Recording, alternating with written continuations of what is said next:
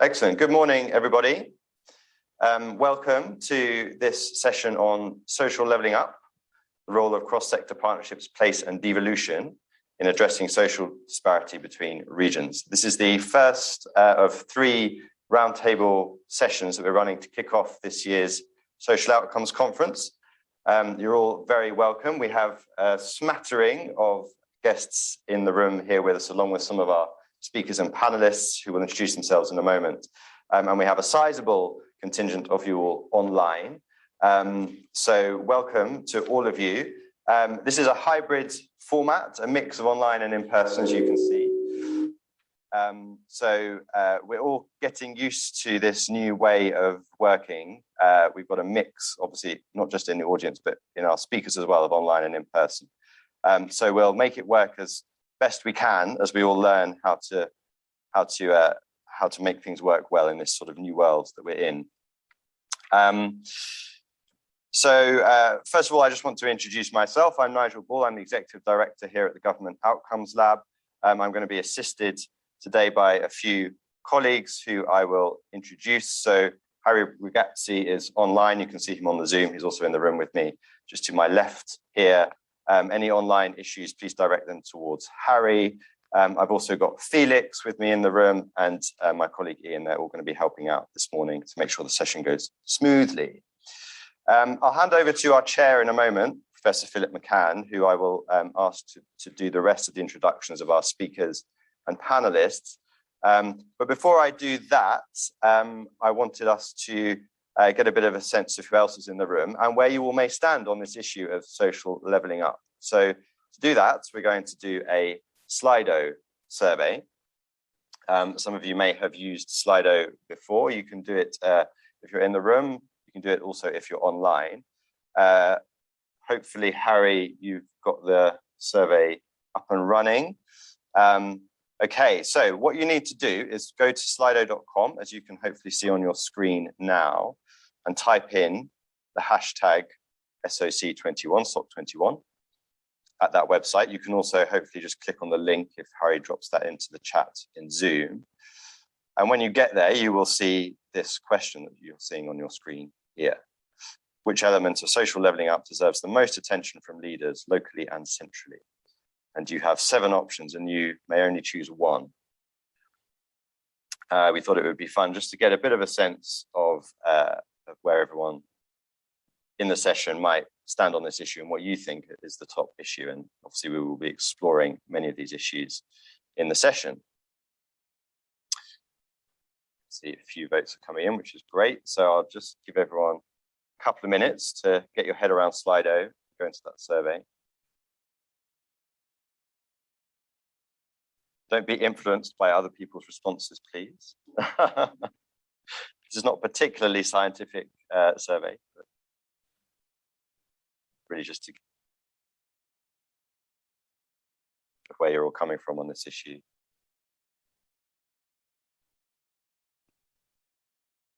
So particularly interesting to see that attracting industry with infrastructure projects is at the bottom, given that is the government's focus on levelling up, it seems, at the moment in the UK. And at the top, the social economy. So there we go. Quite a good spread in between. Great. Feel free to keep putting your votes in there for the next couple of minutes. Otherwise, I think it just stands to me to introduce our chair, who will introduce everybody else. So Professor Philip McCann, Professor of Regional Economic Planning. I hope I've got your title right, at Sheffield University. No, sorry. My apologies. Okay, there's my first mistake of the day. At least I got it out early. Anyway, Philip, we've been working quite closely with Philip, even though I don't know his official title, on the levelling up work here at the school and at the Go Lab. So it's my great pleasure to have Philip chairing this session, and we really couldn't ask for a more expert person when it comes to regional levelling up. I've been working on this topic for decades. So over to you, Philip. Thank you. So, so my official title is Professor of Urban and Regional Economics, and in a sense that's a clue in terms of how I tend to think about these levelling up type of issues. So what we call today levelling up in the UK is basically what I've been working on for 30 plus years since I was a PhD student. I've really never worked on anything else. It's all of those kinds of issues, but most of my work has not been about the UK, it's been about other countries. I come to thinking about the UK context quite late on relatively in my career. I've written papers on specific aspects of foreign investment, labour sorting in different geographical areas, things like that, housing markets. But back in the 1980s, Angus Maddison, who built the OECD, the first OECD country-wide data sets for comparable measures of prosperity and productivity, he said in the 1980s, there were 4 kinds of countries in the world: developed countries, developing countries, Japan, and Argentina. What did he mean by that?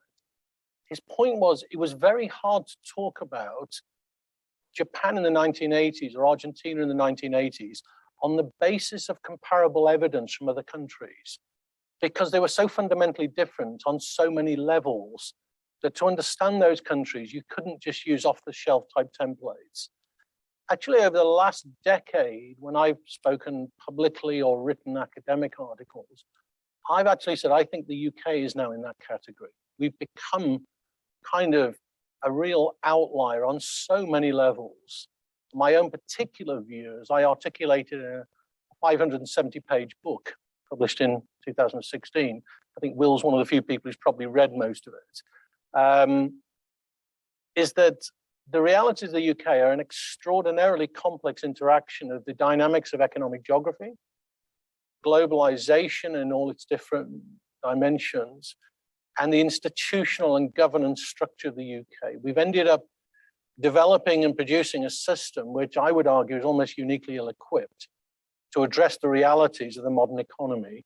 And the inequalities we see in the UK are extraordinarily high by international standards. I'm talking about spatial inequalities explicitly. That's about places, communities, towns, cities, and so on. And there are profound consequences of this related to the national productivity problem. If you look at the so-called core parts of the UK, broadly London and its very large hinterland, isn't really a productivity problem in any sense when you compare those regions by any international benchmarks. But half the country has a productivity problem on an enormous scale. When you think about the fact about half the UK population live in areas whose productivity is no better than the poorer parts of the former East Germany. These are enormous, none less prosperous than states like Alabama, Mississippi, West Virginia. And these economic issues, so that's the clue. I come from this from the economics productivity argument. Fundamentally also underpin all other aspects of prosperity. And you see these things in terms of social engagement, the kind of work that people are doing here, the great work that Will and the team at Onward have produced. You see huge disparities in social engagement, low overall levels of civil engagement in the UK, civic engagement, really very, very low by OECD standards and European standards, and huge spatial inequalities. You see the same thing in capital markets, you see it in educational pathways, communities of practice, resilience of social systems. There's so many dimensions, and of course, ultimately, life expectancy. So this brings us to where we are today. I think there's now a widespread recognition in many parts of the political economy of the UK, crossing political boundaries, crossing different administrative, jurisdictional, and governance units, that actually we face some profound problems, and place and community and locality and towns and regions are a central part of those challenges, and trying to find ways to start to turn that around, to fix those problems in some sense, to make steps in the right direction, I think is very much where we are today.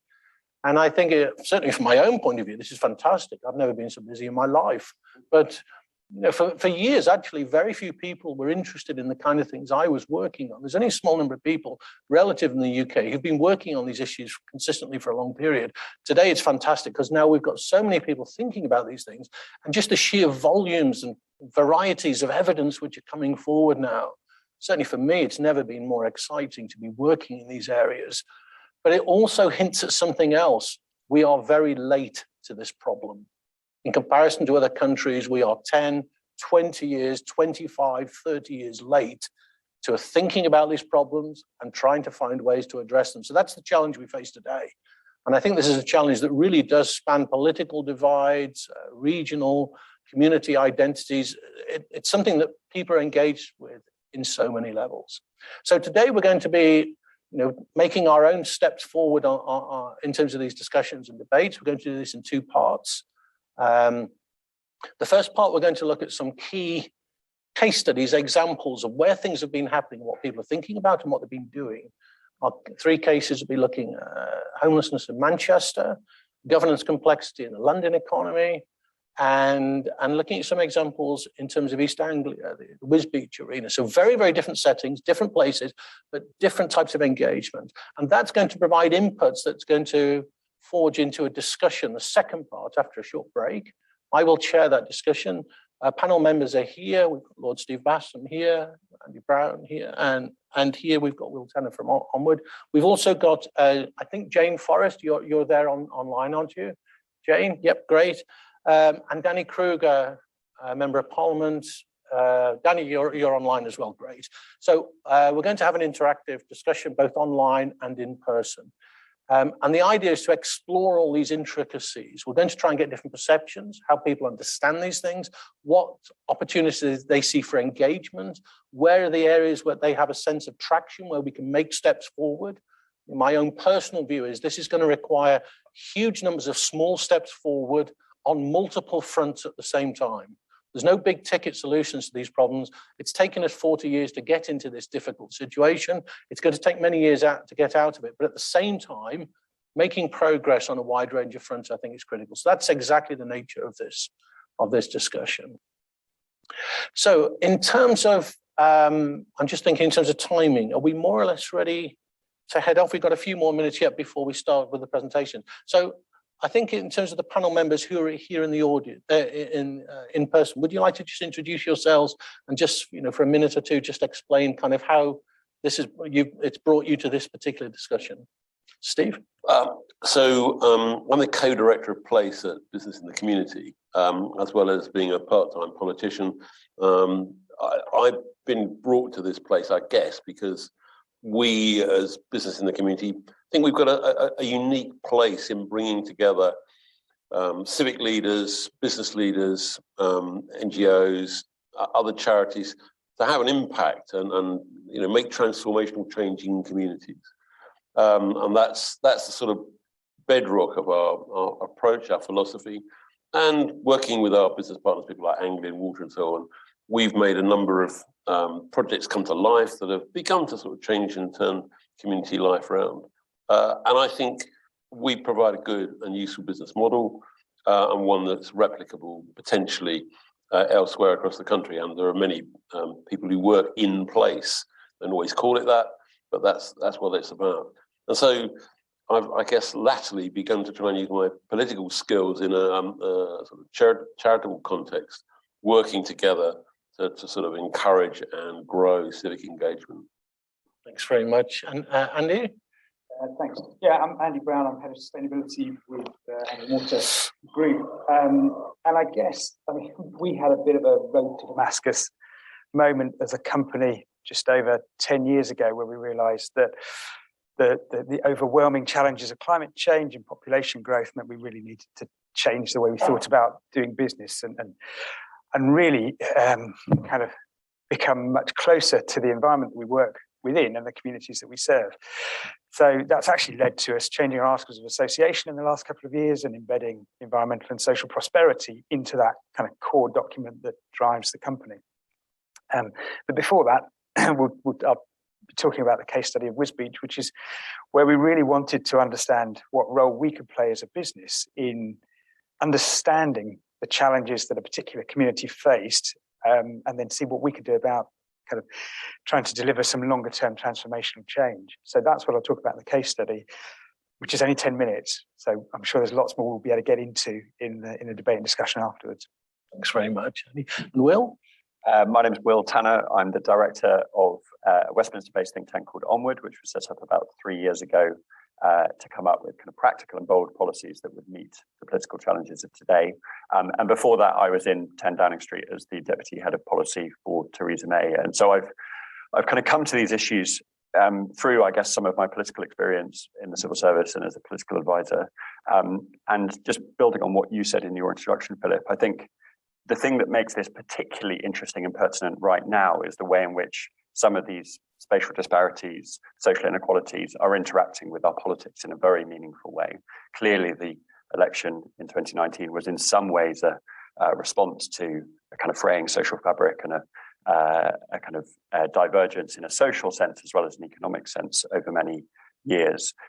And clearly, it's left a political inheritance that Conservative Party, I'm sure Danny may speak to this, and indeed the Labour Party need to engage with these issues in a way that perhaps politicians haven't had to for a number of decades. So I think there is as well as a kind of economic and social angle, there's quite an interesting political discussion about the salience of these issues and the importance of delivering for voters in a way that perhaps politicians haven't had to for a number of years. Yeah. Thank you very much, Will. Jane, can you unmute? Can you just introduce yourself? Thank you. Yeah, Jane sure. Forrest. Yeah, hopefully you can hear me. So good morning, everyone. And I'm Jane Forrest. I'm Director of Public Service Reform at the Greater Manchester Combined Authority. I think I'm with you today, recognising Greater Manchester as a devolved city region area, and just to put Greater Manchester into some context for those who are not familiar with the area, we have a population of 2.8 million in terms of GVA, and using economy as a scale. We have Greater Manchester on its own has an economy that's bigger than Wales or the northeast of England or Croatia, Lithuania, Luxembourg. So, it has potential to really improve outcomes and economic prosperity for the region. That said, we have many areas within Greater Manchester who are in significant multiple deprivation. My background is local government. I come to you with 30 years experience of working in local government. And now I'm in the Greater Manchester Combined Authority area, which is made up of 10 local authorities coming together in an 11th collaborative space, if you like, to really drive transformation and system change in the city region to improve the life chances of those that live there. So yeah, hopefully I'll be able to contribute to the discussion later on with that background. Thank you very much, Jane. I was going to say, is Danny, have we lost Danny's connection? No, I'm here. Oh, we can't see. Oh, there you are, Danny. Great. Please, Danny, if you introduce yourself. Thank you for having me. So I'm the MP for Devizes in Wiltshire since 2019. Before that, among other things, I set up and ran for a bit the West London Zone for Children and Young People. Nigel Ball, who introduced the session today, worked with me on that. And that role, like what we just heard about Greater Manchester, obviously West London, very rich in assets and also with extreme levels of deprivation and inequalities. And our insight there was that we needed to build what we call a collective action project to ensure that the resources that existed there were targeted effectively and that the communities of the areas we were working in were properly empowered and mobilized. And that meant bringing together all sorts of different stakeholders in public and private and third sectors to work collaboratively to identify the children at risk and ensure they had the support they needed.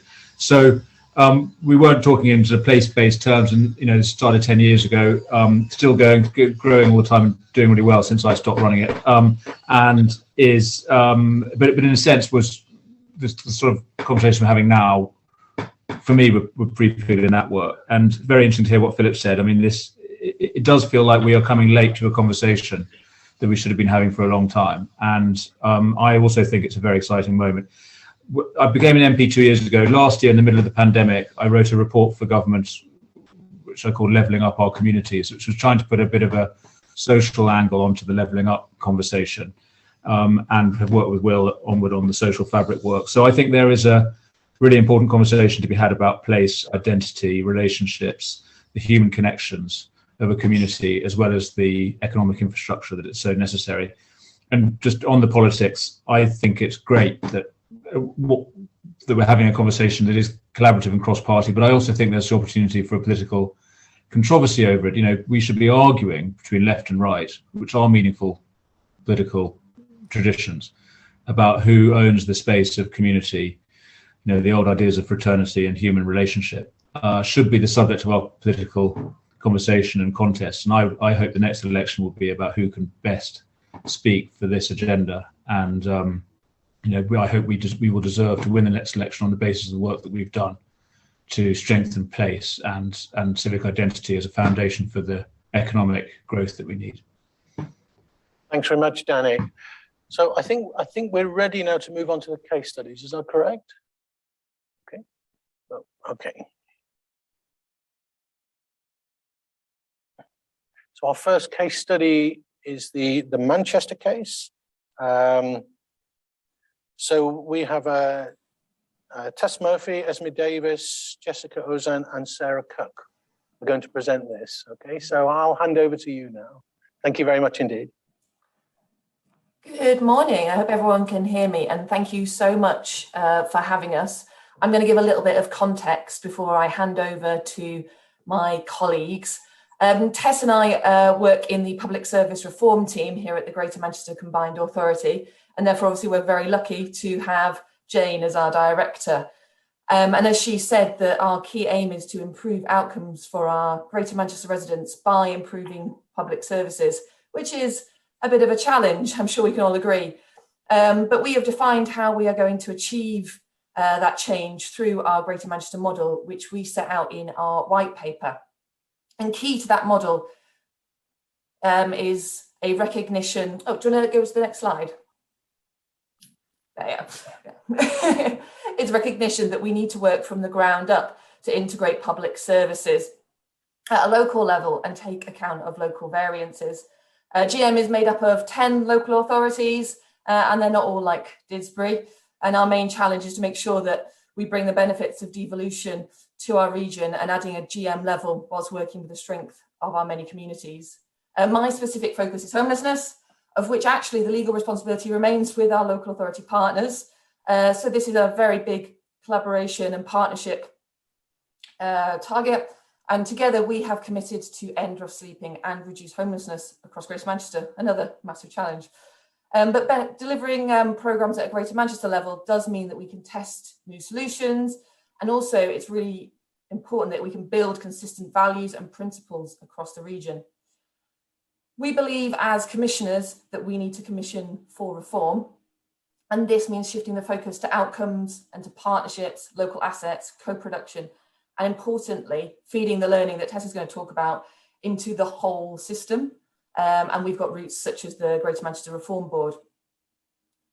Our Rough Sleeper Outcomes project, which sadly ended at the beginning of this year, is a great example of how we've designed a programme to flex with the local need and collaborate with a multitude of partners to achieve some outcomes for some of the most entrenched rough sleepers in Greater Manchester. And I really want to pass over to Sarah, who led the project from GM Homes.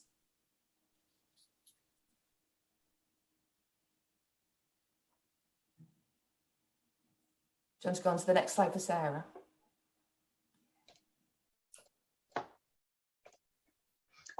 Hello everybody, I'm Sarah Cook. I'm the director of the Kirklees Better Outcomes Partnership, but as Esme said, the previous lead for the GM Homes Partnership. Considering why GM Homes was different, fundamentally it was the strength and scale of our cross-sector partnership, along with the unwavering trust of our commissioner, GMCA, who gave us the confidence and trust to do whatever we felt would work. This enabled us to act as the ecosystem orchestrators of social change. From the first moment of programme co-design, we had a shared purpose, yet each partner had clearly defined and specific roles. Our collective ambition to do things differently for this group of individuals who had traditionally avoided or been excluded from services, acknowledging that the current system was flawed, created this shared vision and commitment. The scale of our partnership was unprecedented. 3 investors, 3 well-respected local organisations as delivery lead, 10 local authorities and 21 landlords. This enabled us to have a collective vision at a GM level, yet still respond flexibly to the needs for place-based variation in each authority. We implemented a problem-solving model in place of service specifications, driving the power of innovation as a way of daily life. It meant we encouraged creative solutions and built a culture where individuals asked why, instead of accepting existing systemic barriers. This was deployed on a person and a place basis, so every partner considered the individual, their needs, their specific circumstances and ambitions before making a decision. We found the best decisions are made locally by the people they affect in the place that will take hold, and this led to an implementation of an entirely asset-based model of support. People-led approaches put the whole person or place first. They push the public sector out of service silos, creating the opportunity for systems change. The 406 individuals we worked alongside knew what didn't work for them, what prevented them from achieving their goals or engaging in societal norms. They also knew what would work, what mattered, and what would make the difference. By working in an asset-based way, we stopped fixing and started listening. We didn't assume we knew what was best. We asked them and tried that. As an example, in place of an automated referral for an alcohol service for somebody drinking and causing antisocial behaviour in his new home, we asked why he drank and what caused him to feel so angry, shouting at his neighbour's children playing in their garden. We discovered he'd been beaten severely as a child for making noise, and the sound of them playing triggered that emotional trauma, leading him to drink and shout at the children. Thanks to the scale of the partnership, we were able to identify an alternative property in a high-rise location away from families, supporting that planned move and a more local provision. In this calm, quiet location, he was happy, no longer drank, meaning the ASB stopped and he sustained his new home. We were able to access counselling through our personalisation fund, and he began talking about the trauma, developing his own positive coping strategies. If we could just go to the next slide, please. The asset-based values and shared commitment to innovation and problem solving created the opportunity for systems change. It created the space for us to build trust and have relationships with a second, third, fourth chance ethos from all partners. We never walked away or excluded someone when their behaviour was challenging, if they disengaged or a planned intervention went wrong. We looked for another approach. We believed nobody failed, we just hadn't found what worked yet, and a majority staff team with lived experience enabled this. Each time we identified a systemic barrier, we looked behind the issue, always asking why and defining the problem before finding a potential solution. The flexibility within the programme gave us the ability to do this whilst holding providers and partners to account. When services operate in silo, they can have a detrimental impact on the person they're striving to support, accidentally working against each other. In order for us to overcome this, we began working together on a cross-silo basis and implemented a number of pilots. We worked with justice, health, housing, homelessness and employment services to overcome them. A few of the key pilots I wanted to highlight were the diversion from custody, working with the mental health services and the implementation of the trauma-informed approach with our housing partners. In terms of a diversion from custody, we quickly identified a group of individuals repeatedly recalled into custody, despite positive engagement with us and without committing new offences. This negatively impacted their treatment, engagement with services and placed their new homes at risk. We reviewed these cases, identified they were often recalled for non-compliance or missing appointments. We made links with the CRC and with the prisons to establish a clear communication pathway. So each case manager knew this identified group of people were part of GM Homes partnership. We asked that we became the first point of contact, preventing automated recall by evidencing they were engaging with us and stable in the community. We were able to submit information to judges and magistrates detailing the positive steps they'd undertaken to ensure a whole system approach was implemented as part of sentencing. And individuals successfully engaging in treatment or managing their homes were given the opportunity to address their rehabilitation in their community in place of custody, meaning they don't have to start all over again, breaking that cycle of revolving door of prison and homelessness. We were able to stabilise them with a positive impact for them, their community and on statutory funding. In terms of the access to mental health services, this was a huge barrier for us in GM. 40% cuts reduced the provisions so much that the threshold for accessing services was almost impossible. Once we stabilised someone in their home, they began to acknowledge deep-rooted trauma that had remained buried for the whole time they've been surviving on the streets and self-medicating with drug and alcohol use. Many of our cohort didn't need formal primary care treatment. They needed counselling. They needed to be on the correct meds, CBT or psychotherapy, but we couldn't access this, and the delays placed their homes at risk. We worked with Greater Manchester Mental Health Trust to fund a clinician as part of our delivery team, working with the individuals in the most highly populated authority districts. to develop independent strategies and cope on their own, manage their mental health, move to the correct prescriptions, and engage with community services.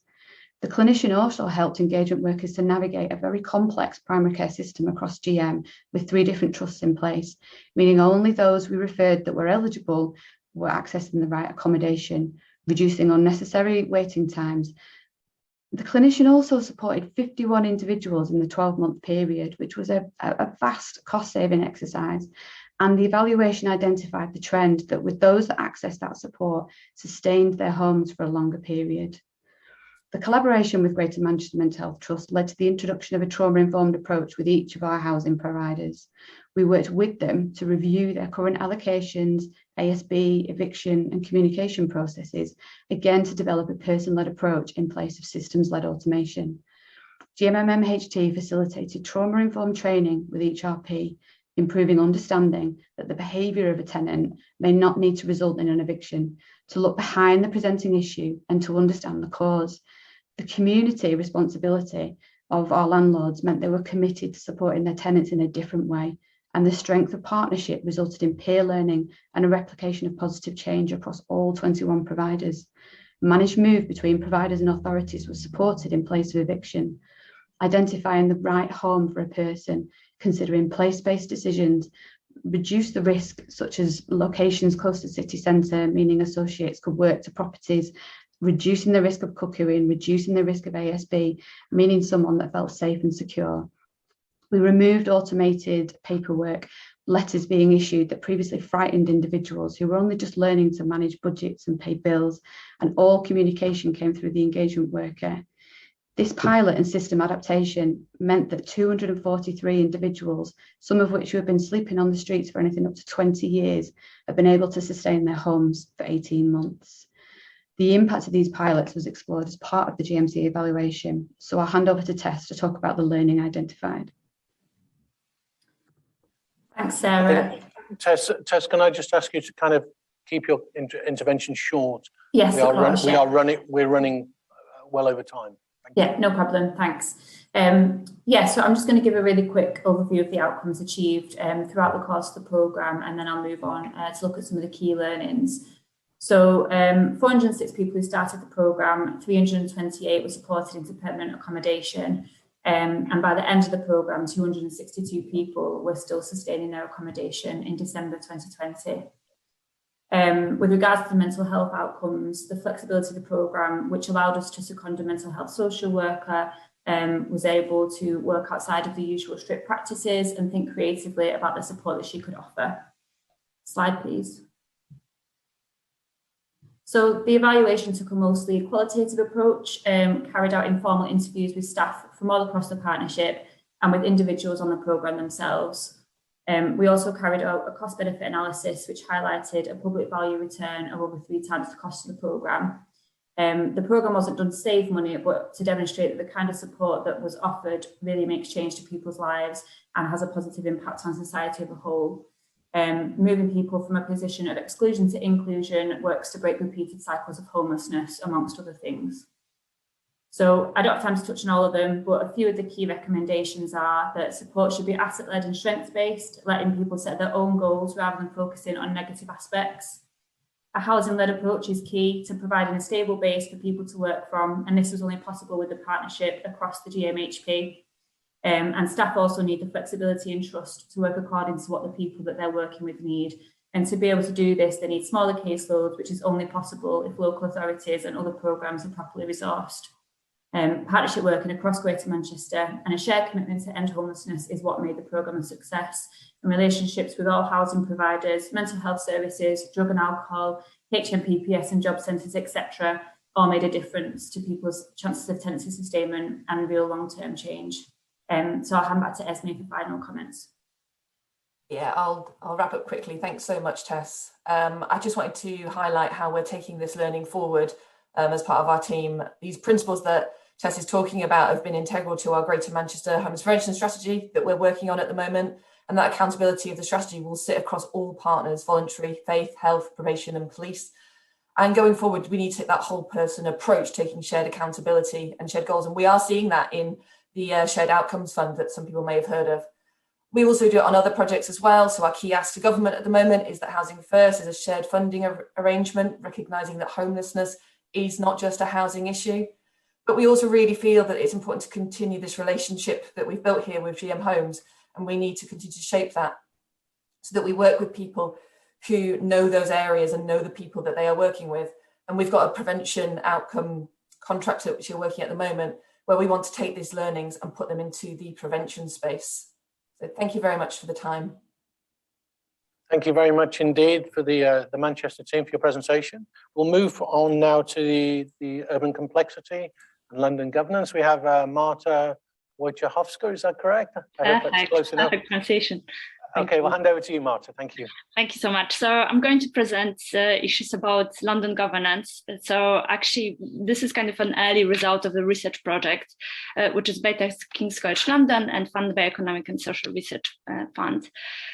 Research Council UK. And in the project, I'm analyzing what sort of strategies there are for different urban actors to realize certain ideas, democratic ideas, which I understand are citizens' involvement, and deal with inequality. So those are the social outcomes I really would like to see, but I kind of left them to left the interpretation open. It was very much up to the participants how they define those two outcomes.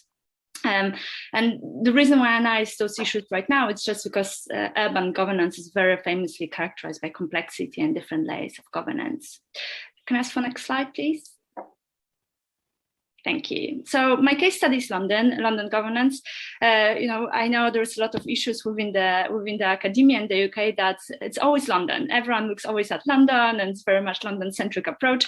Nonetheless, I want to try to convince you that actually London is quite interesting in terms of looking at wider issues and social inequality within the UK. First of all, it's a highly complex system, urban system. It's characterized by considerably weak local governance. So there are very strong boroughs, very strong councils within London with considerably weak or strategic mayor and Greater London Authority.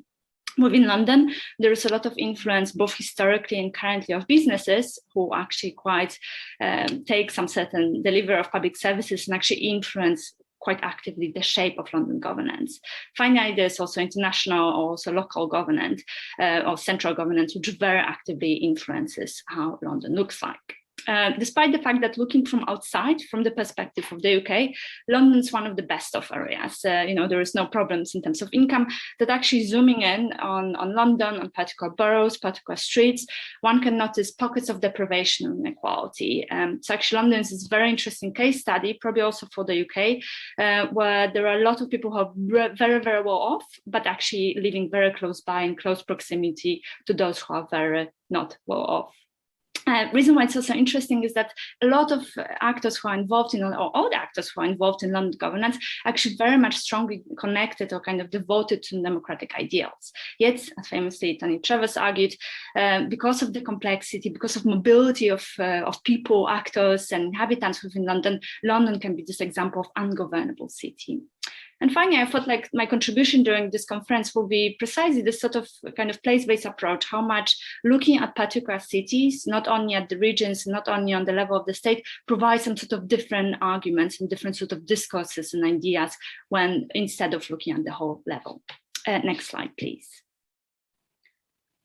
So in terms of research design, I'm not going to go very deeply. I know it's not something super interesting for probably majority of the audience here, but it was a collaborative project, consisted of a set of semi-structured interviews with the local councils, with leaders, local councils, with Greater London Authority, with also different NGOs and business organizations.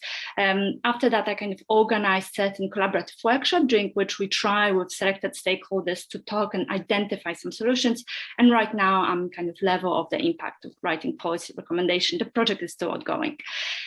So the reason why I'm mentioning the research design is that I didn't kind of study by survey quantitatively all the data happening in London. What I actually analyzed is certain interpretation of policy stakeholders about how they consider inequality in London, how they consider local democracy and local governance overall.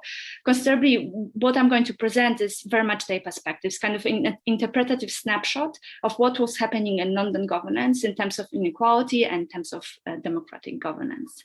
Next slide, please. So starting from something what I'm very much interested in terms of existing tools of citizens' involvement, I have kind of a good news. In terms of London governance, it's a very well working representative democracy. A lot of stakeholders, or all of the stakeholders I talked to, were very much aware of representative democracy of its tools and very active in terms of embedding those sort of tools in their daily practice. So there were petitions, there were open hours, there were elections. So I know some of the council's leadership, but also to on the mayoral level. If there was other tools of kind of connecting with the between representatives and I know the demos, the people. There's also very, very healthy charity sector, and there's right to protest, right to voice opinion, freedom of press, etc. So there's actually a lot of happening in terms of representative democracy. But those who know democracy a bit more, you probably know that's not only representative democracy out there. There could be also other forms of democracy, like deliberative or direct forms of democracy.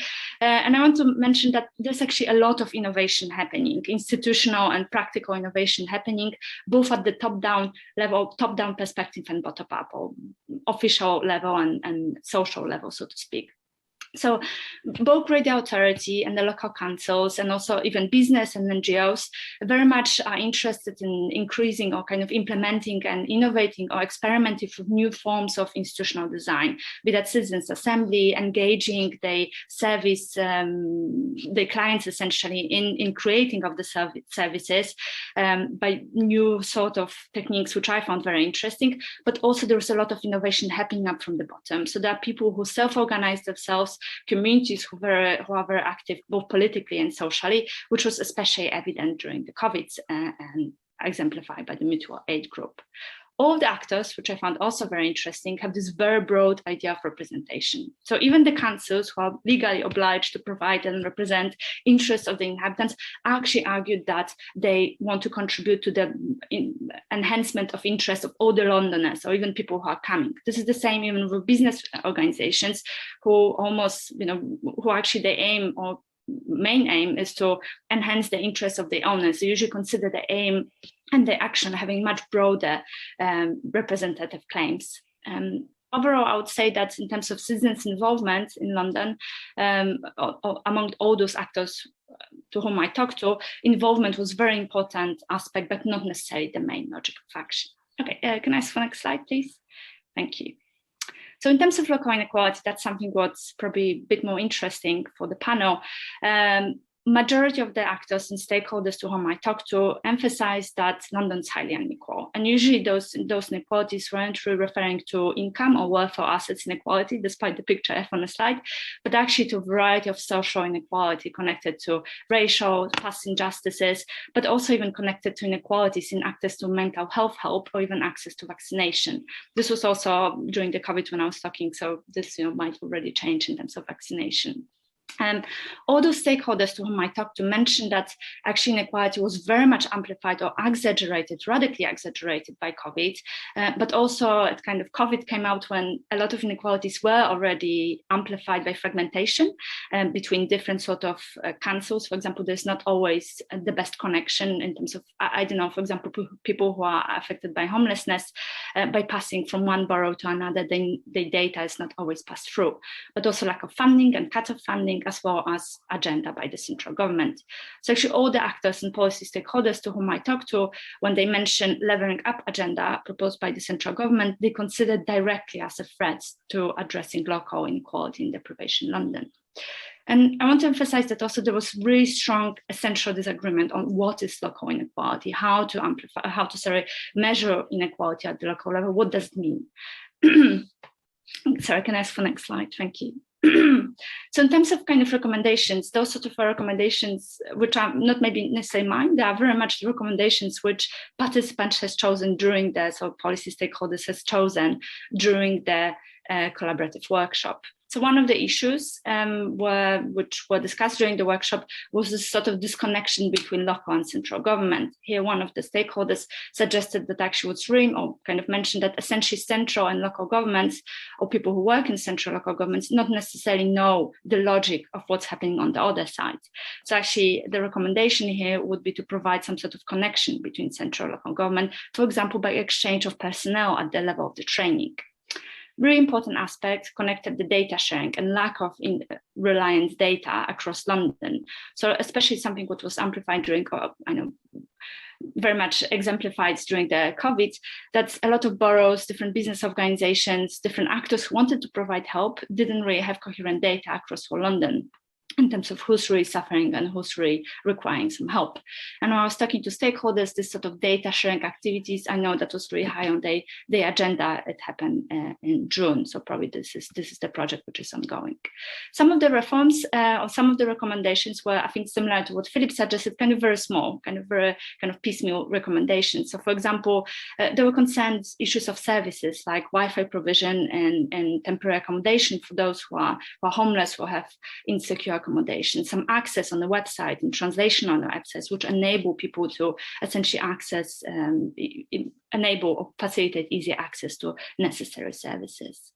This kind of very common theme among people who I talked to was engagement with bottom-up communities. All the stakeholders I talked to realized that COVID was a bit shocking. There was something what happened which shaken the system in local governments in London, and actually that a lot of communities very much stepped up and were incredibly active, even though affected by COVID. So kind of the discourse within policymakers and, I mean, policy stakeholders, not only policymakers, but also NGO and business organizations, were really that all those stakeholders need to engage with communities in order to learn from them actually in how to shape post-COVID recovery. I know how to think about, for example, future on the high street. Two final recommendations, which are not recommendations, but kind of something what the stakeholders very much disagree, was devolution. So for some of them, devolution was this very, very strong recommendation for London, but not for all of them. Some of them, or some of the stakeholders were actually very resistant to providing any or facilitating any structural change, political not structural change in London, just because of the costs of such change. And finally, something what personally probably I would recommend is thinking about how to create a common narrative on issues both about democracy but also inequality. But actually, as one of the stakeholders mentioned, this disagreement, essential disagreement about inequalities and how to address, arises very much from different values. And this essential disagreement of values about the values very much constitutes the very nature, democratic nature of London governance. Thank you. That was my last slide. The last one is just a thank you slide. Thank you very much, Marta. And I'll hand over now to Andy Brown, and Ian Taylor, I think, will also be speaking with Andy. Is that correct? Thank you. Great. Okay. Yeah. I'll crack on. I know we're pushed for time, so great to be here. Yeah, can I have the next slide and we'll jump straight into it. So, what I want to do in the 10 minutes is to quickly rush through kind of 8 years worth of work and activity, starting off in a location and looking at how we might create some interventions which help deliver some long-term transformational change, but kind of understanding what the complexities were in that and how that's had to change and evolve over time. So I guess first, why Wisbech? I have to thank Business in the Community, actually, because our CEO went on what they call a seeing is believing visit back in about 2011 into the East End of London to have a look at some of the issues that were being dealt with there and some of the projects which were being brought together by local charities and community groups alongside business. Those were particularly focusing on, kind of the younger generation who was slipping through the net, and he was really struck by huge potential talent that is potentially being lost, but in this location was being captured and drawn into programs which could get them into kind of long-term employment. So coming back from that, Peter, our CEO, said, right, there must be areas like that in our region. So I want you to go away and have a look for those. So we used the index of multiple deprivation to have a look at particular areas of need. As you can imagine, in the east of England, there were quite a few, but we kind of honed down on Wisbech. And we linked up with Business in the Community, who were running a business connector program. And the idea of this program was that you would second into BITC a senior manager who would go and work in a location for a period of time to help deliver change. Anglian being Anglian, we kind of pushed the boundaries of BITC. This program was normally around a 6-month kind of intervention, and we said that's not nearly long enough, so we will work over a longer period of time, we'll commit to at least 2 years doing that. And we won't do it alone. We'll bring our supply chain with us as well, because if our supply chain are with us, there's more brains, there's potentially more resource, there's more drive and commitment to it. So that the reference to the @ONE Alliance is our tier 1 kind of set of contractors, people like Skanska and Mott MacDonald and others. And so that was established, and we started the kind of program in 2013, January 2013. Next slide. What I should have said at the beginning is I'm also a visiting fellow of practice at GoLab this year, and Ian's been having a look at some of the work we've been doing there. So that you don't think that this is Anglian water propaganda, Ian's going to give you an independent view quickly. Yeah, so I'm a researcher at the GoLab here at the Blavatnik School of Government, and I've been looking at responsible business, and a really big way for responsible business to have an impact is through local partnerships. So I've done a detailed case study on a tripartite partnership in Wisbech. So it's tripartite because it works with private sector, public sector, and the third sector. And this is a really great example. So in my research, I did documentary analysis, but also interviews with different actors in the partnership. And it's turned out to be a really great example that we can look at for other areas. And it's really useful for this partnership that it actually aligned and overlapped with a local government initiative already, which I think is really important because it gave Anglian Water a structure which they can plug into and really run and have a big impact. And that was called the Vision 2020. So it started by the county council, and then Anglian Water worked very closely with the district council, and it's been very important acknowledging the different levels of government that they worked with. They got involved in lots of different deliverables, but from my interviews, it really seemed that one of the biggest ones was the reinvigoration of belief for the actors involved. It came across in the interviews quite strongly that the ability of the businesses to have that fiat activity and to just decide that they were going to act in a place and in a certain policy area had a really big impact.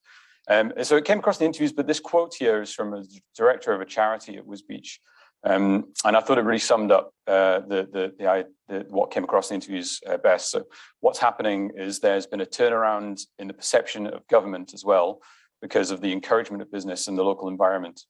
They've not only stimulated all this stuff, but they've actually given the hope. And in different ways that was expressed, that was a really powerful impact that business had in Wisbech, and I think can have extrapolated around the country. So back to you, Andy. Thanks, Ian. Next slide, please. So I'm going to rattle through a few slides just to kind of pick out the essentials. So this kind of really resonates with the speakers who've gone before already. I mean, I think it's fair to say we went into this project with no agenda. So we didn't set a great load of metrics. We weren't trying to create direct business benefit out of it. However, subsequently, we did generate business benefit, which I'll talk about in a minute. So going in with no agenda was really important. We did not want to be seen as an organization going and telling people how to fix things. What we wanted to do was go in and immerse ourselves in the community and understand what the issues actually were, to listen to them. And I think, the first 6 months pretty much were just listening. The other thing was this not a kind of in and out, snatch and grab job. This is about committing resources, which is why we committed to at least 2 years. And actually, we've still got somebody seconded out of my team 7 years later working on this project. And longevity is really, really important. There's nothing worse than going in, raising expectations and then disappearing off because you've had your pictures with your logo on it. And as Ian said, it's going in and adding value to the vision, trying to understand what the vision was, and then seeing if you could stretch it.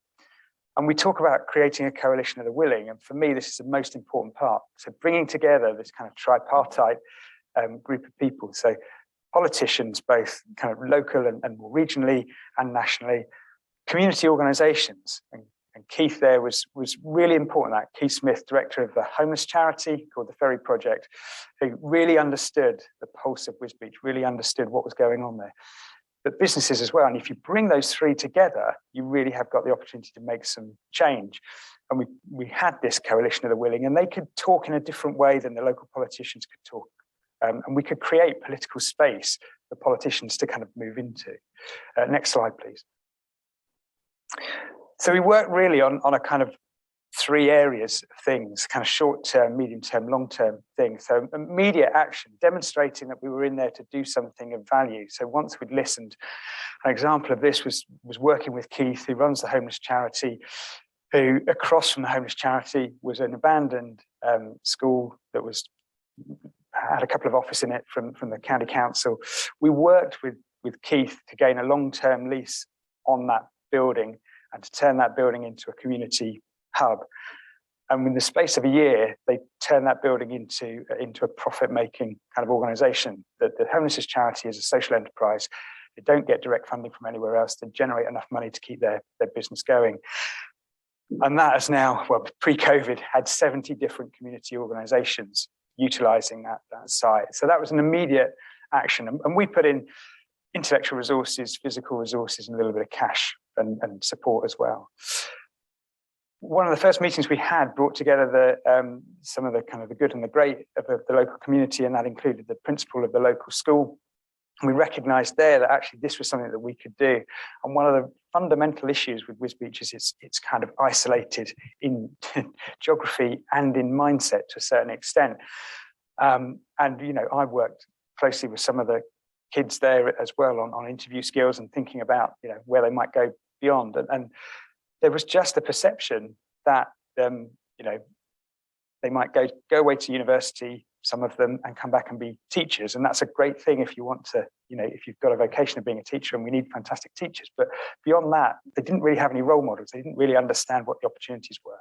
So again, we brought in our supply chain, we brought in other businesses to start to open a window on possibilities. What this then led to was us realizing that we'd got a skills gap in our kind of future. And we developed with the school moving into the local college, new programs for introduction to construction and mechanical and electrical engineering. And we offered interviews at the end of that 2-year course to go onto our apprenticeship program. We've now had 70 plus into our supply chain and another 48 in that system at the moment. And then most importantly, the kind of the long-term one was really about what could we do to reconnect the community with the surrounding area. And that was about looking at that infrastructure, and we were able to bring some expertise and really shine a spotlight onto why Wisbech was so disconnected. And it was the largest town in England without a railway station. Ian, you wanted to quickly mention advocacy. Yeah, advocacy is my bullet point on this slide, because I think it's really important to underline. It's something that I've come across looking at responsible business and areas where they can add value. Advocacy seems to be a really important element.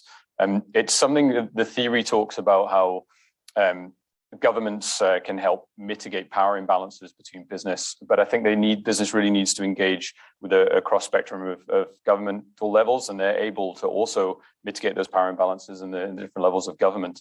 And in terms of advocacy capability, businesses obviously have big business has a really good capability. So to give the example of Anglian Water, in the year 2019 to 2020, they engaged with 29 policy consultations. They also sponsor think tanks and all parliamentary groups. And so they're really plugged in. They've got a great network. And in my research, that was something that came across as something that business really does deliver for local areas, is that ability to project their contextual details, the things that are really important in a place-based approach to those levels of government that otherwise wouldn't have an appreciation for it.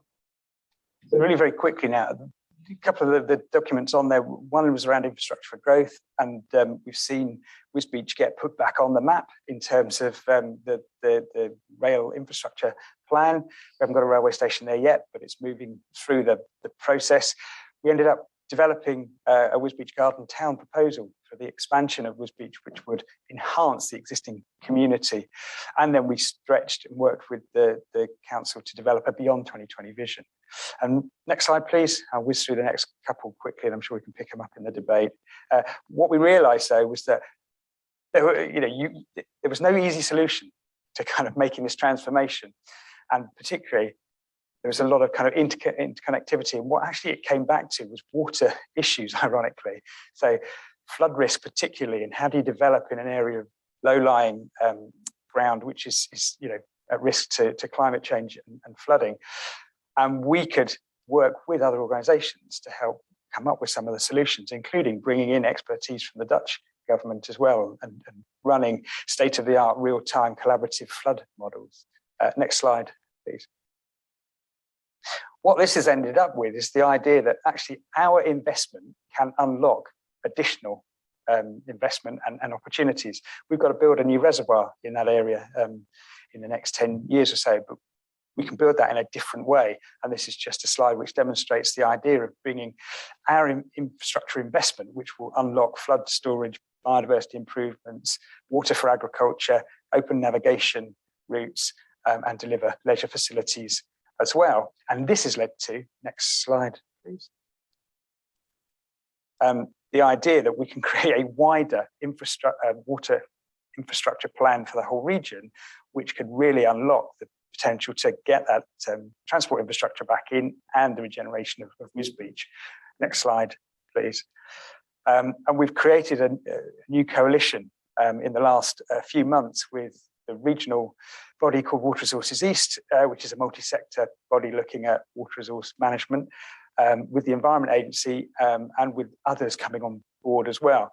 And that's looking at developing an integrated water management plan, which will unlock the development and hopefully the regeneration of the region, both in terms of kind of housing development, transport, agriculture, and biodiversity and nature too. And then final slide. And you know, just one kind of spotlight on this, just looking at it from an agricultural point of view. As I said, we've been doing some work with the Netherlands on how they manage water in the landscape there. And there's the opportunity to change the way we deliver agricultural production, which could unlock quite a remarkable economic kind of boost to the region. And if it unlocks that economic boost, then that is passed on to workers. But you know, there are all sorts of other kind of opportunities that flow out of that. I know we're wildly over time, so I'm going to cut it off there. Thanks very much, Andy and Ian, and thanks to each of the presentations. So the first thing I'd ask everybody, I know some of you already started, but if you've got questions you'd like to raise in this discussion, particularly in response to some of the points which have been raised, I'd encourage you to start putting your questions forward. Obviously, depending on the questions which are coming in, we may group a few questions together. Let's see how that works. So first, I'd encourage you to do that. Secondly, I know in the schedule, we were scheduled to have a short break. Unless, I mean, does anyone want to have a break? I'm quite happy to keep going. I think we're getting a lot of ideas already.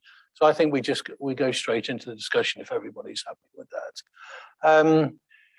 To which end, I think I'd like to ask our two panel members who are online, Jane Forrest and Danny Kruger. I'd like to ask them for a couple of thoughts to start off with, to throw into the mix here. Obviously, this is a characterization, but if I look at Danny's work, for example, the report for the Prime Minister and the reports which he's produced subsequent to that, tends to focus on much smaller community-based areas. That's a characterization. I apologize, Danny, if you don't feel I'm representing you, but tends to be much more at the local level, where we're thinking about neighborhood areas, small towns, small units of population, whereas the Greater Manchester situation is a very different one. It's the integration of different local authorities into, you know, by UK standards, a reasonably large setup. Not a large setup, and I should emphasize that the subnational devolution arrangements that we have at the moment of various hybrid forms are actually very small by OECD standards. And very small by standards of a large OECD country. But let's say the Manchester roughly towards 2.5–3 million people would be the large end of the spectrum. So Jane, I'd like to ask you just to kind of kick off in terms of some of the themes which have been raised this morning by the various presentations and discussions. What do you have a sense that by working in this combined authority type model that you're able to do differently from what you did before? Obviously, your colleagues have provided lots of details and input, but if we had to kind of, what's the key thing, do you think, that from your own experience, you're able to do differently, or you're able to do different things either? If you could give us some thoughts on that, Jane.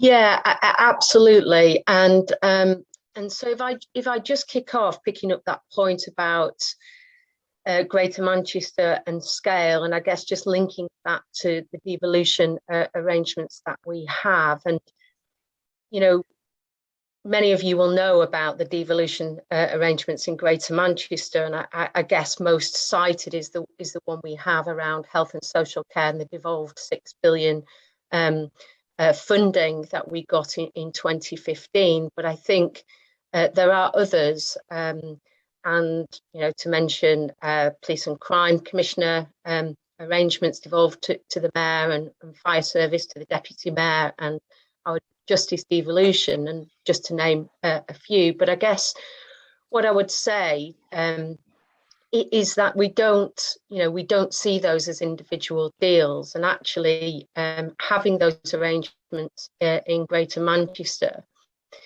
our focus has been more about how we bring those together and layered on top of each other and integrated, how they provide a framework for the city region to deliver much stronger and mature cross-sector working for the things that matter to the Greater Manchester area.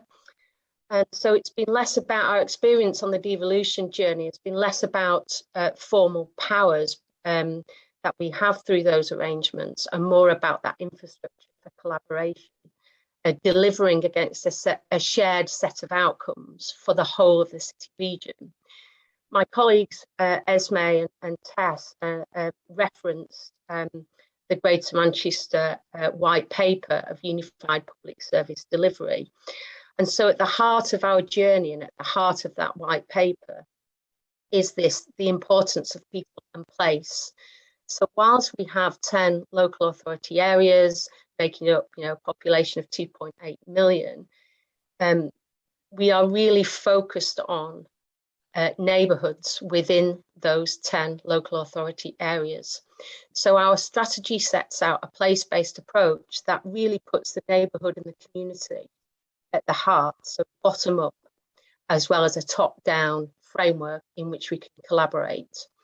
So our strategy defines neighbourhoods of 30 to 50,000 population, and we have 67 of those across Greater Manchester. They are nestled within 10 local authority areas. That makes up the one city region.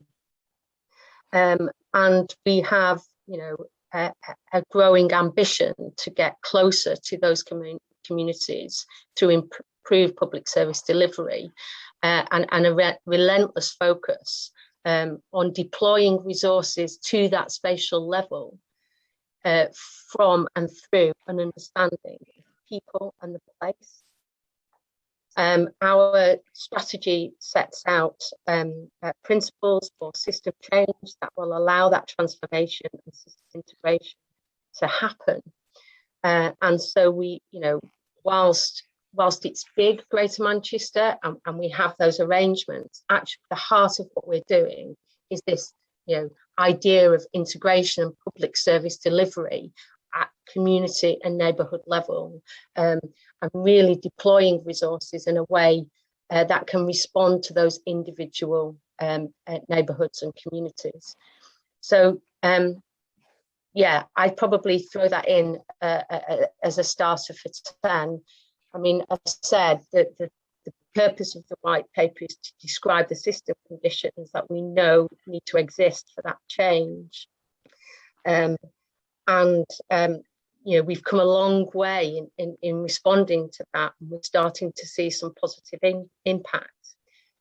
But we know that, and we've seen through the pandemic, actually, that system change actually come to life overnight. But we know that we need to go further and deeper into that delivery model, and really start to look at how we blur the boundaries between public service and communities and community organisations, to allow them to work together in a more cohesive way and really draw on the assets to respond to the lives of people who are living in place and their context. Thanks very much, Jane. Danny, can I bring you in at this point? Thanks. I can't see you on the screen. I've lost you again. Yeah, you got me? Yes, Danny, great, thank you. From all the work that you've been doing, both in terms of your formal reports, but also obviously you've got a long experience in terms of community engagement types of activities. What do you have a sense of where the current weaknesses are in the system, the difficulties in certain things that we try to do, but the system doesn't allow us? And where do you think we can make the most progress in the short and medium term, just on a range of issues? Do you have a sense there where you think the kind of potential pressure should be applied to make progress quickly? Well, there'll be, thank you, there'll be some sort of institutional answers to that and levers that need to be pulled, and reforms that can be initiated from above, as it were, whether that's at regional or national level. And obviously government is busy on a whole range of stuff. The challenge of this conversation, of course, always is that there, by definition, we're all in agreement that what matters is local power and innovation, and not prescribing things from above. And nevertheless, we're sitting here holding a sort of national conference, and by implication, thinking of kind of singular models that might work. On the topic of layers of devolution and kind of the locus of power, I think that there isn't a single model. I think it's okay to have a rather messy devolution system, and any effort to try and regularize that will be consume all the political energy and time that we don't have, and not work. So I think it's fine to have as it were, a messy system of devolution. The great opportunity of localism, or however we describe it, this principle of power in place is twofold. First, it enables the sort of integration and efficiency that Jane was just talking about. Cross-sector working can happen much more effectively locally. But secondly, it enables the mobilization of people more effectively.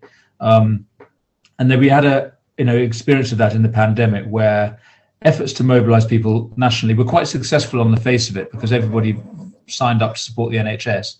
But actually, we know that what really worked, and I hope the real lesson from the experience, is the way that people connected organically and spontaneously, often coordinated by local government or by civil society, but in some cases not even that, literally just WhatsApp did it in a street or village.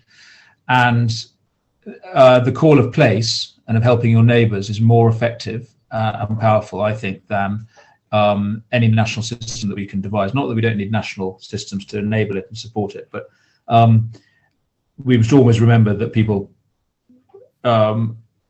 identify, and I hope will step forward locally if we enable that. And answer to you, I think there is a lot to be done around power and devolving beyond the town hall. So my talk of messy devolution has got to include the sorts of innovations that we were hearing about earlier, of deliberative democracy and proper empowerment. And again, I don't think it's an either or, but if the call of Brexit was to take back control, if all we do is to take back power from Brussels to London, we haven't answered that call. But even if we localise to cities and regions and counties, I don't think we will have responded to what people want on both sides of the Brexit divide. And I would like to see government being braver around innovation and democracy and opportunities for meaningful engagement, which don't have to just be about choices and decision making, although we need a lot of that. And reference to data that was made earlier, I think, is significant. We should be much more open with data and enabling better decision making. It's more collaborative.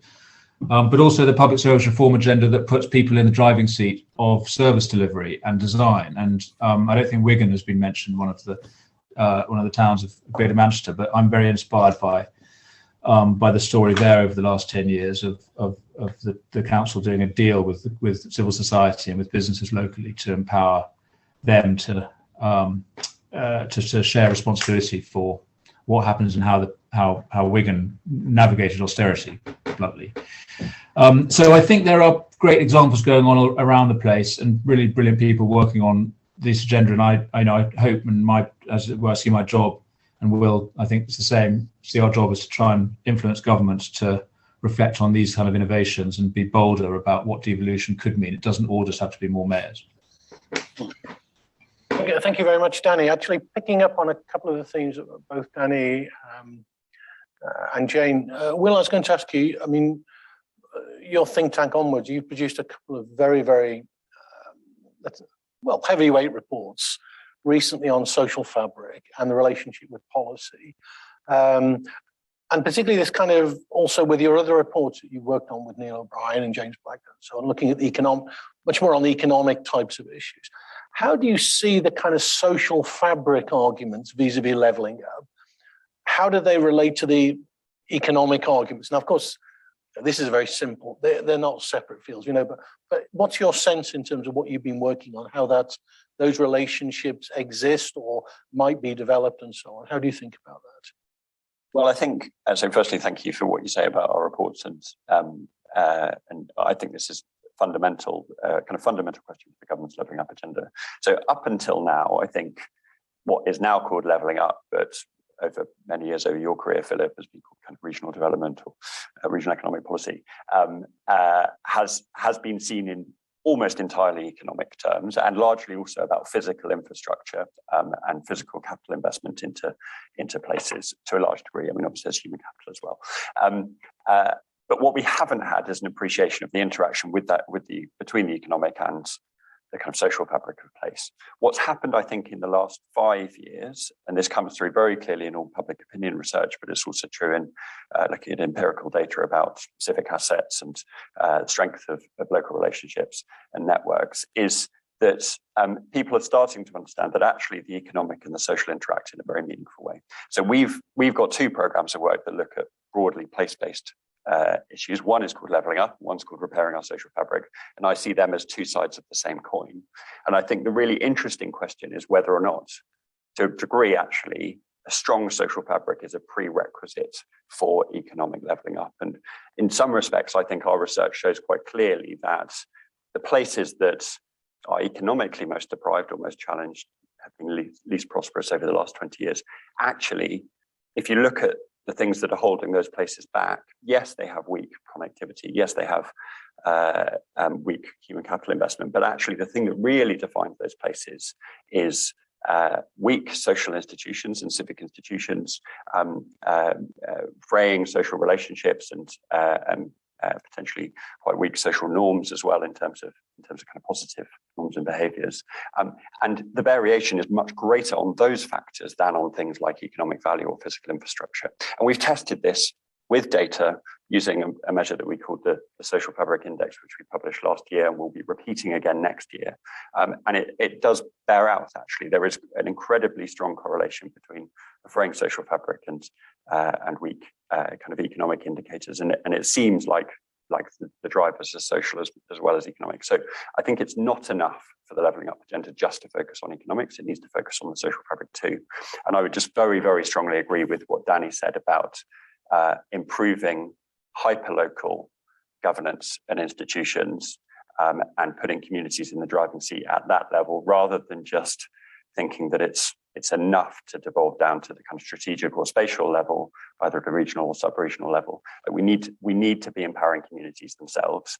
And just the final thing I would say is we've got a report out in 2 days' time on Saturday, looking precisely at this question through the prism of regeneration policy, last 60 years of regeneration policy, where we've looked at the evaluations of everything from the kind of urban aid of the 1960s and single regeneration budgets of the 1990s, the New Deal for Community scheme in the 2000s, as well as some of David Cameron's reforms. And the thing that comes out very strongly from all of that evidence, including some new data analysis we've done, is that hyperlocal drivers and institution building and capacity building in the places that need capacity the most is necessary if you want to really turn around left behind places. So I think the levelling up agenda really does have to grasp this. It's not just about train stations and new road networks. It's also about the places and the relationships and institutions within those places. Thanks very much, Will. Lord Steve Bassam, I'd like to ask you in terms of there seems to be a shift, at least in the narratives in the business, in the commercial community. I think of obviously business and community, your work, Be the Business, a lot of the work going on, for example, in discussions amongst the CBI representatives and so on. If you go back to the 1970s, 1980s, Milton Friedman said, basically the responsibility of business is to make profits and that's it. And that was a line of thinking that became very ingrained in many areas of society on a deep level, that the kind of discussions we're having today were simply things that business should not think about. And of course, all the stakeholders associated with business, whereas we seem to have moved a long way away from that now. So where do you see the real contributions of business in all of this reshaping of, let's call it the social fabric, the urban fabric, whatever? Where do you think the real changes are? I think business has realised that it can't just look to its customer, look to its client base. It can't just take the profit out of a community. It has to put something back. I think Anglian is a very good example of that. So many of the businesses that are in membership, well, probably all of them actually, in BITC, and there are some sort of 600 or so, are signed up to acting in a socially responsible way in the communities where they operate, or where they draw their profits and their support from. And that is a big shift, actually, I agree. And I think the thing that I look for and that we welcome as an organisation is the grasping of some of the bigger issues. So our members are concerned about the environment. They are wanting to get something from COP26. They are engaged in issues that spill over from things like Black Lives Matter and an equalities agenda and all of those things. And that works its way through into our programs, like our Business Connector program, which Andy's company drew its inspiration from and to. What business is now beginning to understand is that it has a unique insight into what drives and makes communities healthier places to be. And they're using parts of their expertise and bringing that to bear on social issues. And from our perspective, that's brilliant. That's exactly what we want them to do. BITC's been around for 40 odd years. It was inspired largely as a byproduct of the riots in the early 1980s, and businesses being concerned about what was going on in the social fabric of communities. Next year we celebrate that, and that's a good thing.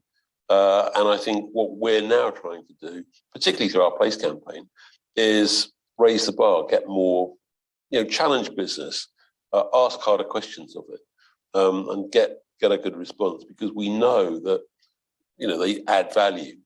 And our approach, particularly in Place, is to bring businesses, civic leaders, NGOs, to a common place with a common purpose and get them working to improve lives in communities. And we've got a track record, and that's a good thing. It's not unique to us. It's something that other organisations replicate and draw from.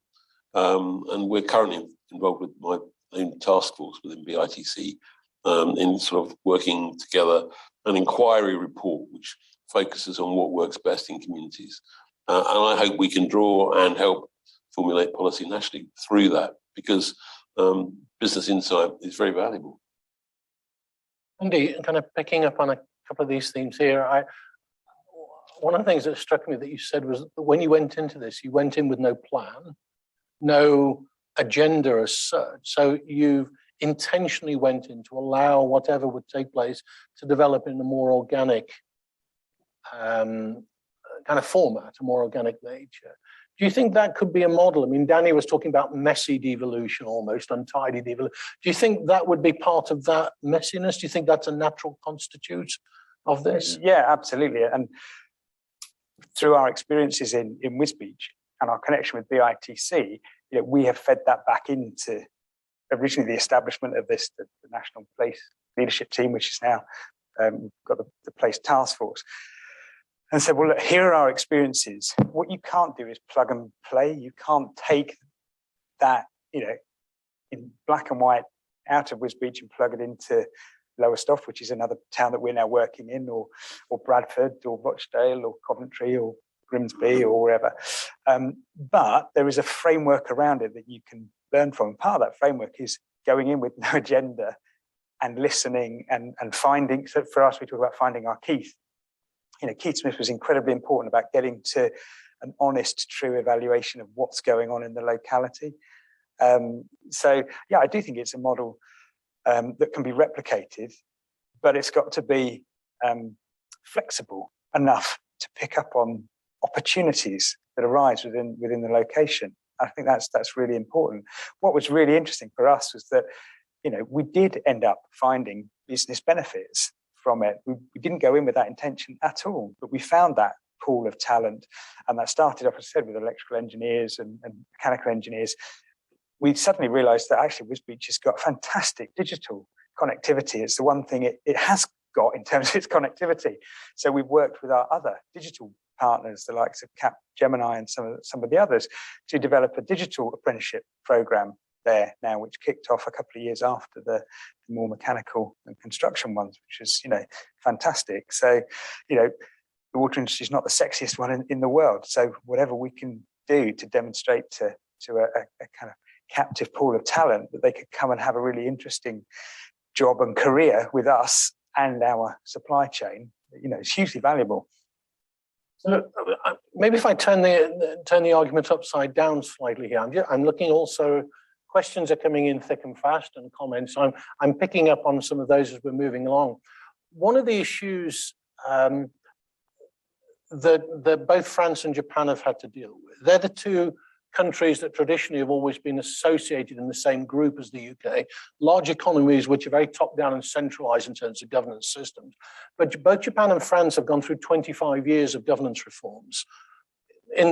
Officially in 3 waves in France, but it was really 2, and 2 very big reforms in Japan. So part of that devolution process, they're both about 2.5 times more devolved today than the UK is, including the devolved administrations. So that shows how much of an outlier we are.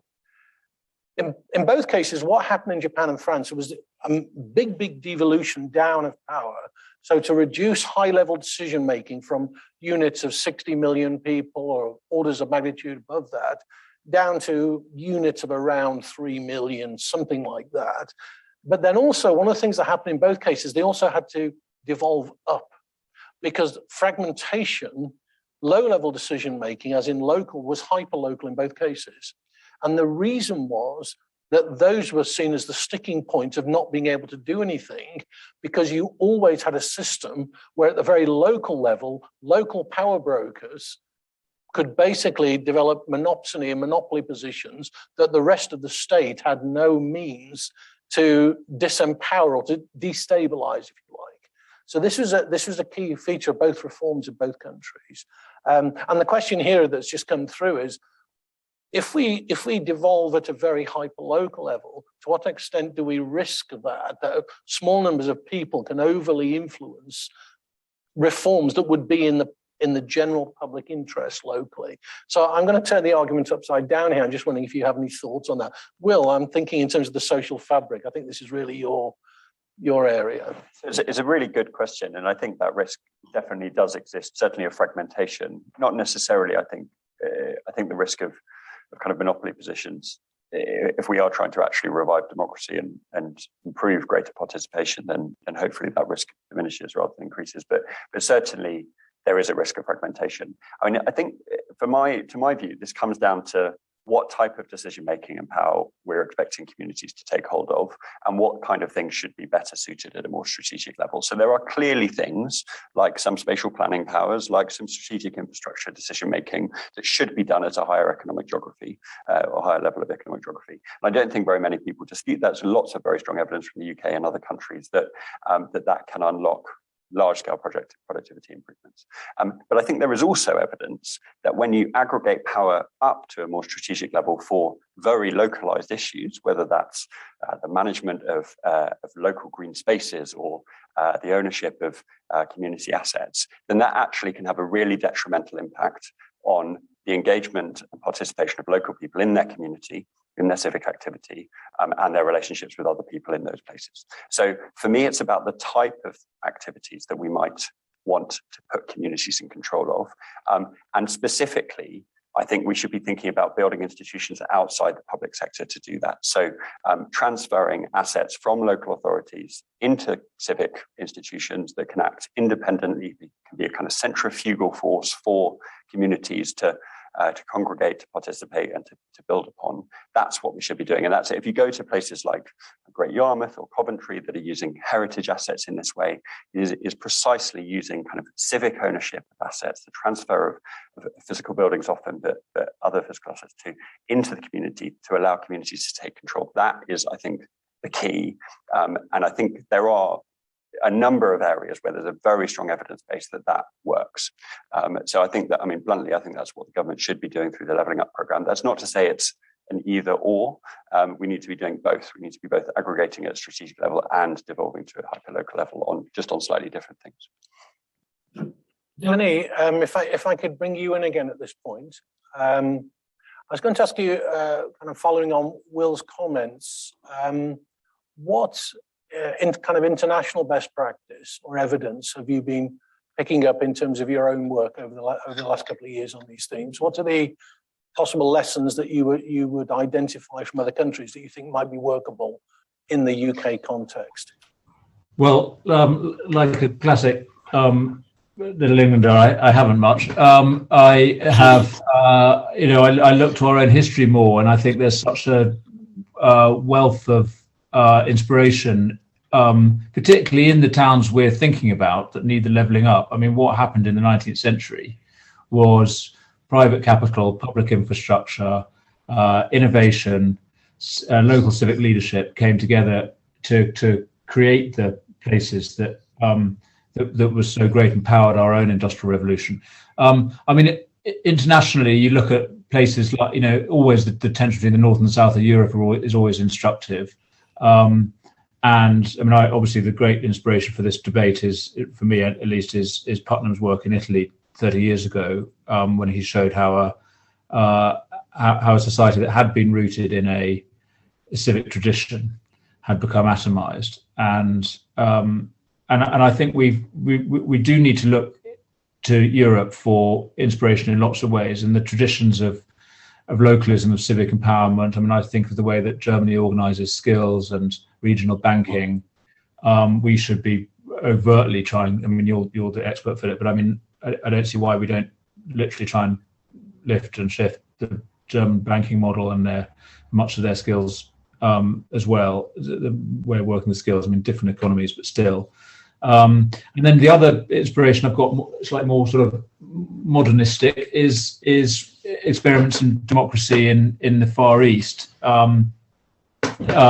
where in Taiwan and places where they have developed, data-driven digital models of civic empowerment and democratic change, which again, I think, and I've just been following some of the comments in the chat here, should be a way of strengthening our representative democratic systems if we just embraced what digital can offer. And we are laggards now, having been the pioneers of democracy in the world, spreading democracy faster in our own country than other places did from the mid-19th century onwards. And we're now falling behind, and we have a very sort of shabby, threadbare democratic system now. And I think we need to discover those sources of innovation. So how's that? Great examples. I mean, this would be a class I would teach. Putnam and the Taiwan case. I mean, these are terrific examples. I think it's just on a personal level. I've often found reading government documents, green papers, white papers, the culture in the UK is we tend to refer to ourselves all the time. What a previous government did, a previous administration. And I think we've developed a culture where we have very little understanding of what goes on elsewhere. And I think that's something we really need to rediscover. I think part of the reason, to be quite honest, is because we're very weak at languages. To read civic society issues in Germany or the Netherlands, you need to read it in their own language because they're legal documents. They can read all of our stuff, of course, and they can watch our television and they understand our political debates. And they learn from what we do, including the mistakes we make. I know because I lived in the Netherlands for 8 years. the awareness of what we were doing was incredible. Our awareness of what the Dutch do is almost zero. And that's why I was going to ask Andy, because having lived in the Netherlands, I was just hugely impressed by the role and the power and it's not just legitimacy, it's the authority of civil society in Dutch society, the role it plays as part of the overall political economy fabric. I found really extremely impressive, and simply allows them to do things that I think here up until now would be unimaginable. So these kind of examples, and of course I think Putnam is really the person who's articulated these challenges probably more clearly than anyone else. And I was going to ask you, you said that you've been working, I noticed the Zeeland examples from the Netherlands. Can you tell us a little bit more about what you think you've picked up and learned from the Dutch, the way they do things? Yeah, well, I guess it's kind of partly connected. I see there's other questions about kind of education on there as well. It is partly, as you say, about just opening the window and going out to look at where other people are doing things better than we're doing it here, to look at the opportunities. So, I mean, it started as we got to the position of saying, actually, we could create a garden town vision for Wisbech, which would extend the town. But to do that, we had to work in a way that work with nature rather than against nature, and created kind of climate resilience, not only for the new development, but greater climate resilience for the existing location. And, our setup in the UK is very risk averse in terms of doing that. And I'm not saying let's go and build on floodplains everywhere. That's not what I'm saying. But what I'm saying is, there are other examples in other locations where people are working with nature in a much more effective way, rather than looking at the boundary of what you're developing, look at that area for development and look at the landscape and how the landscape is managed beyond that. So what we did was we brought together some of the people who would, are the decision makers who needed to influence in and around Wisbech, and physically picked them up and took them to the Netherlands to go and have a look. And we were having conversations with the Dutch government about kind of, learning from them, and spent a couple of days over there going and having a look at it in practice. So what did more natural coastal management look like? What did using water in the landscape look like for agriculture and protecting the urban environment? What did water in the urban environment look like? How can you live alongside water and feel comfortable with it? And that was inspirational and a real eye opener. That then led to conversations about the types of modelling tools, digital. We talked about digital earlier. The tools that they were using, which far outstripped anything we were using in this country. So again, being able to come and test that technology here in the UK for the first time, which allows you to run collaborative kind of decision making around flood planning together, around a tabletop, and get community views on where you might, develop areas which you want to flood, where you want to put in, additional flood protection. So that was really interesting. That was actually funded by the Dutch government, actually, because they wanted to demonstrate that it could work. But that relationship has then continued, and now we're particularly interested in the agricultural elements of doing it. But again, like we said, you can't take what we've done in Wisbech, directly plug and play it in other places. You can't take what you've got in the Netherlands and plug it into here, because the political, the planning and policy frameworks are completely different. But there's a lot to learn to say, well, okay, taking that experience, how can we adapt it to work within a UK setting?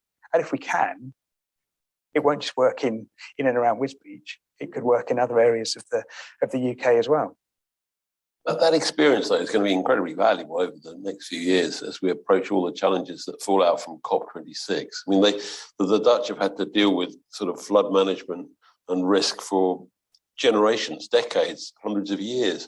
And, East Anglia actually is probably one of the more highly at risk areas, and that must impact on your business and your business planning, really. Yeah, well, it doesn't just impact on our business. This is, it impacts on everybody. All the communities in the east of England were incredibly low-lying area, and if we want to continue to thrive and have the natural environment that we want, have the agricultural output that we want, deal with the growth, the housing growth in the east of England, it's got to be done in a different way, in a way that works alongside nature rather than against nature. Yeah. I'm going back here to think about some of the work that you've been doing, Will. And I'd like to bring in Jane at this point, Jane Forrest. One of the issues, one of the challenges it would seem to be, would be that we kind of got ourselves into a situation in the UK for complex reasons, where there was nervousness in various quarters in terms of how the public sector worked with the private sector, how the public sector worked with civil society, how civil society worked with the private sector, and how civil society worked with the public sector. We've had real challenges there in ways that other countries, I mean, we've just mentioned a few examples here, Germany, the Netherlands, don't really have those challenges in the same way. A kind of a nervousness, a caution. I'm thinking particularly that my question is really provoked by Steve's wording, is risk aversion. That when you're nervous, you're risk averse, you're less likely to take a leap to try to do something differently. And again, I've lost Jane on the screen. If you're there, Jane, I'd just like to ask about your work in terms of how public sector and civil society are interacting in terms of what you're doing and what you're aiming to achieve in the Manchester context. Okay, so I think what I would bring in here is relationships. I think I would, kind of bring in this, the words co-production and trusted relationships. I think, and recognizing actually that a lot of what we've talked about so far this morning doesn't happen overnight, and it requires, kind of different approaches to investment, different levels of investment, to different things we invest in according to place. What we've been doing in Greater Manchester is collaborating, is building those trusted relationships across all sectors towards common goals, shared purpose. Recognizing that we won't be a prosperous, thriving economic city region if we don't support the people that is proportionate to their needs in Greater Manchester and connect them with that agenda. So, I think, we must engage that whole debate around, what gets aggregated up, what gets devolved down. Is there a hard and fast line between those things? I think it has to start with the co-production, with the relationship across sectors, but across sectors with communities and with people, and kind of arriving at a solution together, recognizing there will be a need for boundaries and different approaches. So, I said in my brief introduction that we have been in our devolution journey. We have been focused on that, been focused on how by working together and making joint decisions across and towards shared outcomes and goals, we can maximize the impact that we have, and the relationship thing is at the heart of that. The relationship public services has with communities or with individual families that they're supporting, right through to the relationships within our formal governance arrangements. So I think probably that's not been mentioned much today, but it does have a significant role in meeting some of these challenges. And Jane, can I just ask, in terms of your own experience, obviously Manchester's been on a journey for many years, and in many ways is much further down the track than a lot of the other city regions, which are much more recent.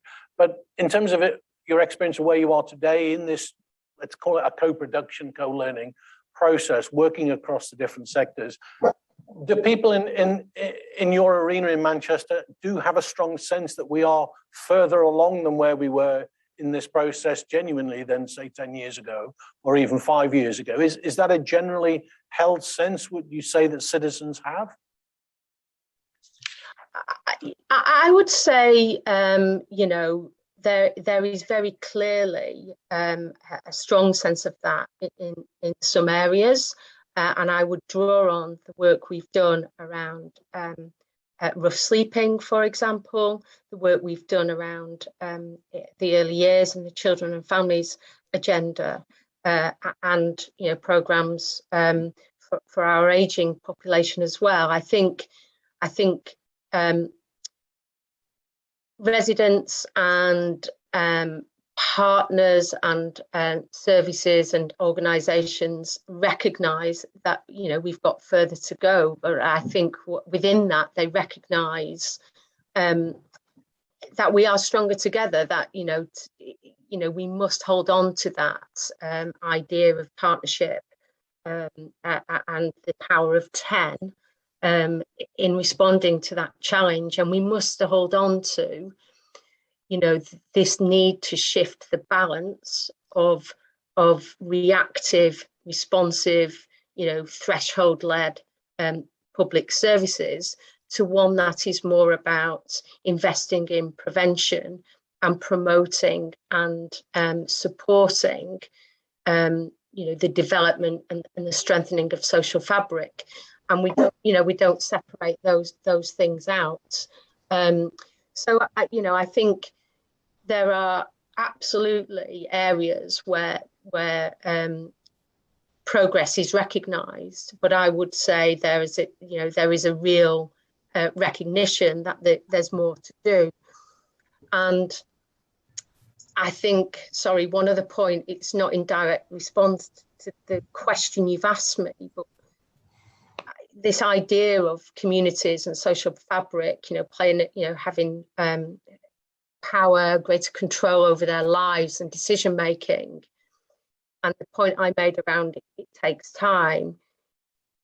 You know, we need to accept that there are things we'll need to invest in to make that happen and to support that journey. So, you know, I think Will touched on the research that he's done in his team around the absence of community leaders or you know, kind of community assets has a real impact. And so there are things we need to do beyond, you know, resource allocation to community groups, everything from community leaders, community connectors, longer term commissioning for community organisations plays a role here. So apologies if I've gone off piece a little bit there, but I felt it was not at all. In fact, I think Will's itching to jump in here. I think you're very much in the same arena. Completely, and I strongly agree with lots of things that Jane said. Just one thing I was going to say, just building on what she said about relationships, is I think ultimately this comes down to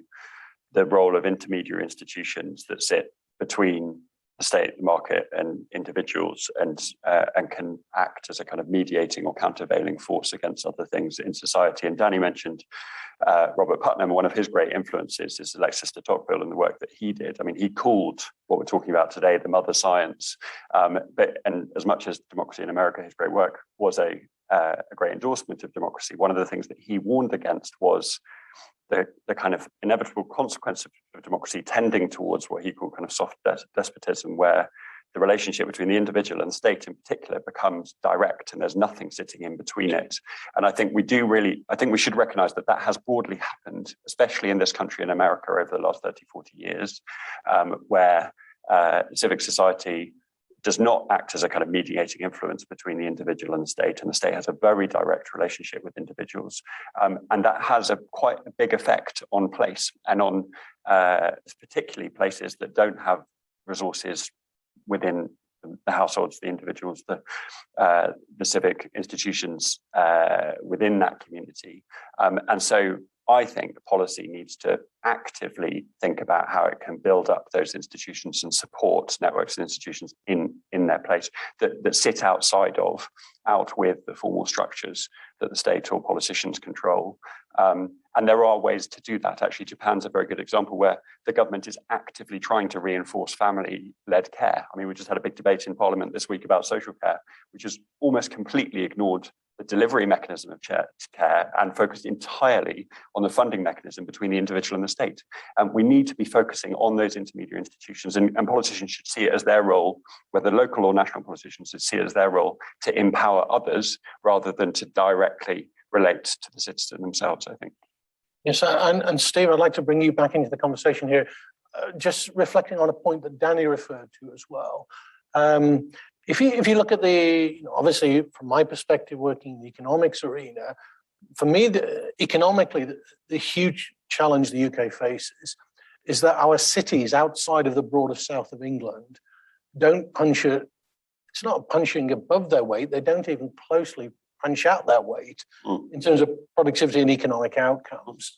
And because we are such a highly urbanized society, very large shares of our population live in these big cities, which are underperforming. And so all of the issues around poverty and powerlessness and so on are reinforced on such a big scale.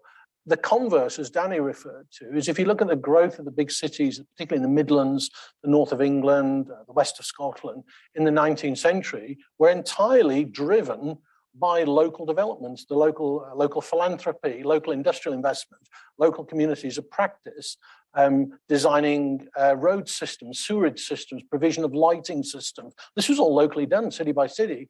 The development of art galleries, heritage associations, urban planning, public spaces. These were almost entirely done locally and designed in different ways. And even my own university, the University of Sheffield, was founded by a tithe on the trade union members. That's how the university was founded. That provided the endowment for then the business and philanthropic interest to get involved in the development. And of course, this is a story that's been replicated across the UK.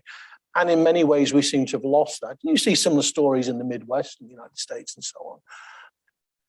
This idea of meta institutions or intermediary institutions, ranging from whether it's family units to other large scale spatially or institutionally, where do you think we might be able to make progress? From the perspective of how does business think about this? And in terms of your own experience, do you have any observations at this point where there could be things that we could do earlier that could make some difference here? Well, I mean, you've described sort of late 19th century municipalization rather well, and it was a success story, and people bought into it because they could see this was a measure of progress. And in a way, I think probably what we've got to do is find ways back to that route.